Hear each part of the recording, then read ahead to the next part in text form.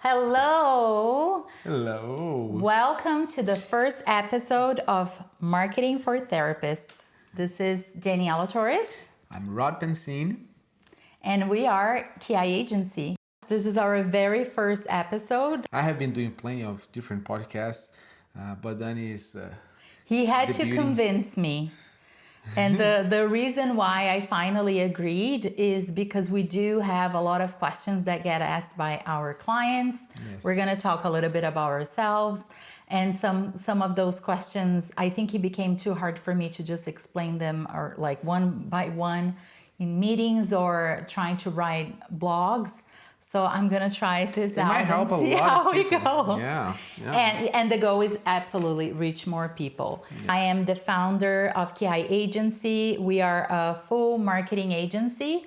I started the business back in 2010, and it evolved. It started as like only branding, positioning agency, and then with time we went on to serve our clients with other services like websites, SEO, Google Ads, social media, email marketing, advertising, you name it. And why we are doing this podcast? I think that's a good question, right? That's a good question. I think it started when we decided to niche.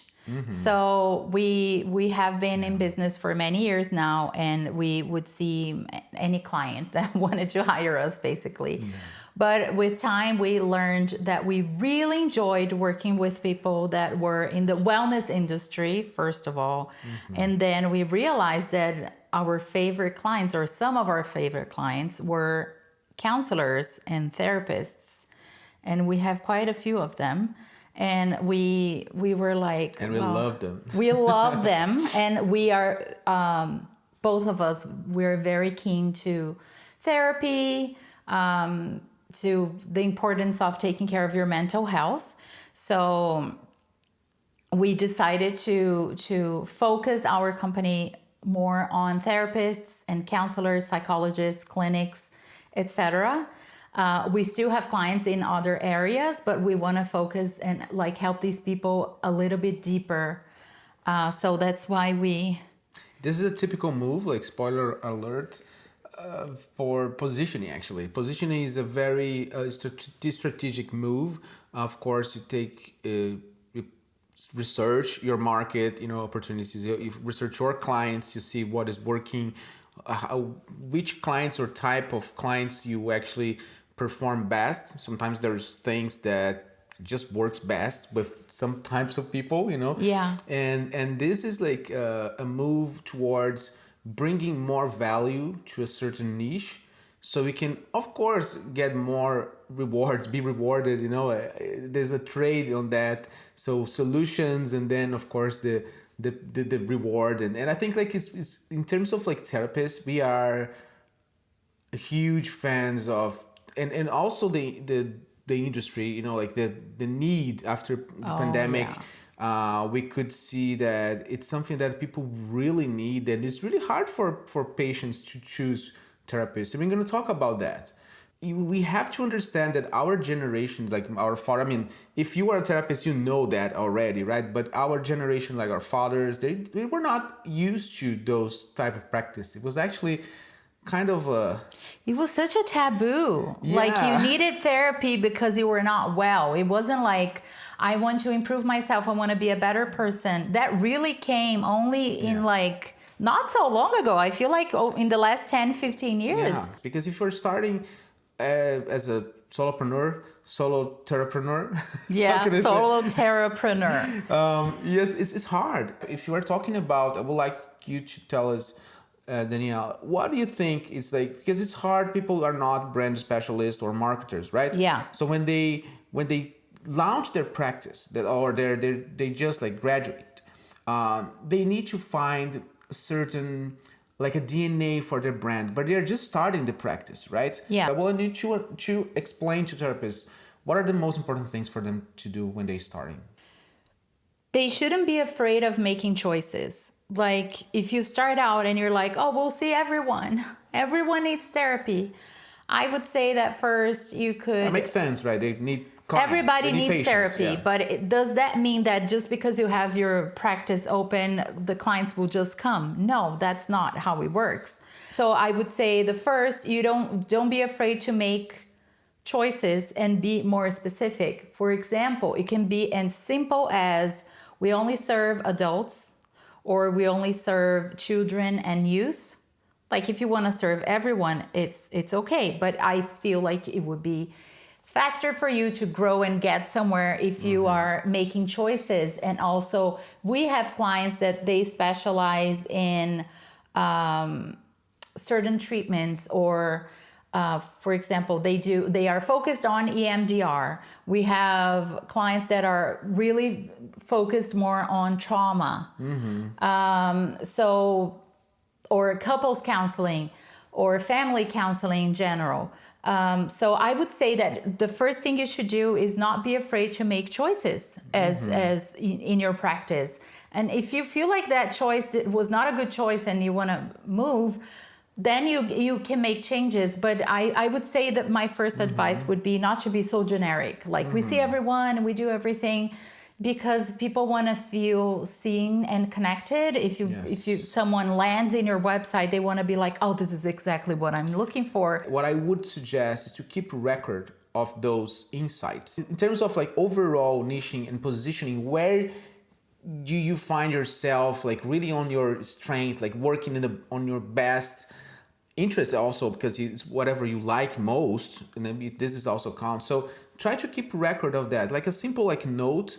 It's like patient one, whatever, really easygoing, was really exciting, didn't understand in the beginning, this and that. Try to keep record of those. And then once in a while, if you have a spreadsheet, man, you can create a spreadsheet. So that's a good thing for you to start experimenting, making a choice. That's what you mean, right? Make a choice. Don't be afraid to make this choice, and keep record of what this choice is. What are the choices that you're making? What is, what is happening. That's a great tip. That's a great advice. I love it. So for people that don't know positioning, and you're talking about niching, right? So if they are starting out and they need to position themselves as, I don't know, like a family therapist, what are the little things they can do so people can understand they are positioning? Sometimes it's not even like brand or logo, but little things. Let's give them 5 things they can do right now out of the college. I've graduated, starting my practice. Okay. What should I do like to position? Things that will make me look exactly what I want them, to see, perceive me as, Apart from logo, I will give you 5 things that you should do for your practice if you are just starting out. We'll give tips for the people that are not starting out. But if you're a therapist and you're starting out with your business, apart from a logo, let's say that you have your logo. That's not the question. I would say that you have to make those choices on who you are, who you're going to serve, if you're going to specialize in an approach or a treatment or a target audience in terms of age. So research. So research is number 1. Okay. Your own discovery. Just see what people are doing. You can create your own combo. The second thing would be not just the logo, but it's really about the visual language that you're bringing. So the colors that will match what you're thinking. And you have to, if you're a therapist, you shouldn't be afraid of exploring. Every color has a meaning. So use the colors that will match what you're trying to bring. If you're looking to see children, obviously you have to go with bright colors like yellows and greens and red, depending on the shade of the red. If you are like more like serious, you can do like some darker colors, but not black, but also like pastel colors, depending. It really depends on what you're looking for, what are the choices that you made. So do some research, do your own combo, like in our discovery, make those choices, use the colors that will match, and then also the language, the way that you're going to communicate. If you are serving people that are Let's say you're serving immigrants. We're in Canada, so we have a lot of immigrants. So if you're serving immigrants, you're going to speak the language of the immigrants. You're going to right away, as they see, as they're in contact with your Instagram, your website, or whatever, your email or your pamphlet, you are talking to the immigrants, for example, if that's your target audience. So the language, the visual aspect of it, but also the words that you're using should be, people should right away look and be like, this is exactly what I'm looking for. And this is so important. And people are actually not doing that. And number 5 would be, try to be as professional as you can from the get-go. Work with your budget, but establish a minimum that you should have. You should have a nice looking brand.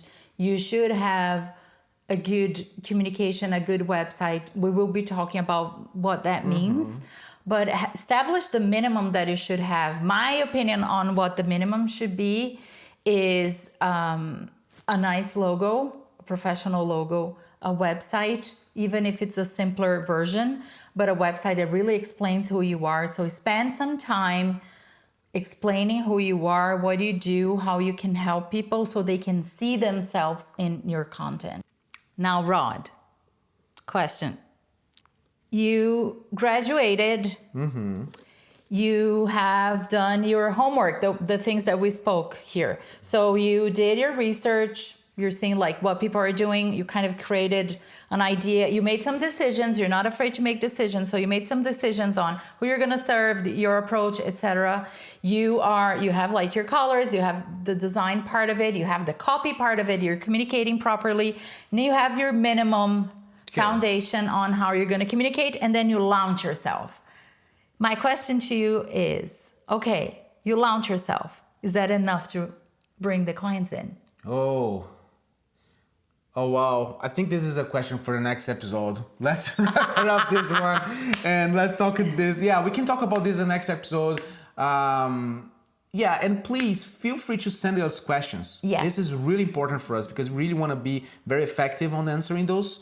And but this is a big answer. Let's do this next episode. We're going to do this in the next episode. So once you're launched, big or small, is that enough to bring the clients in? Or what do you have to do? Stay tuned for episode 2. I'm Daniela Torres. I'm Rod Pancine. And thank you for watching Marketing for Therapists. See